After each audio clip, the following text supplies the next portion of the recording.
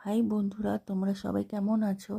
এক রবিবার আমি আমার একটা মাসি আর একটা বোন চলে গিয়েছিলাম পৈলার মন্দিরে। হঠাৎ করে আমাদের এটা মনে হয়েছিল যে যাওয়া যাক পৈলার মন্দিরে। অনেকেই তো যায়, আমাদের যাওয়া হচ্ছিল না, তা আমরা গেলাম 3 জনে মিলে। তোমরা যদি যাও তাহলে দুপুর 12টার আগে যেও, কারণ 12টা থেকে 4টে পর্যন্ত মন্দির কিন্তু বন্ধ থাকে। 4টের পর আবার কিন্তু মন্দির খোলে। তোমরা সেই অনুযায়ী বাড়ি থেকে বের হয়েও পৈলার মন্দিরের উদ্দেশ্যে। এবার ভিডিওগ্রাফি করতে দেয়নি, ভেতরে মন্দিরে গিয়ে ফটো তুলতে দেয়নি।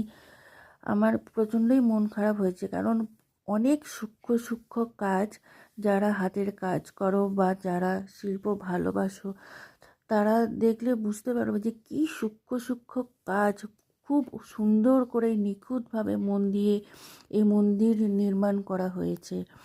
এবার আমি যতটা পেরেছি ছবি, স্টিল ফটো তুলেছি, তোমরা দেখে বলো যে কেমন হয়েছে।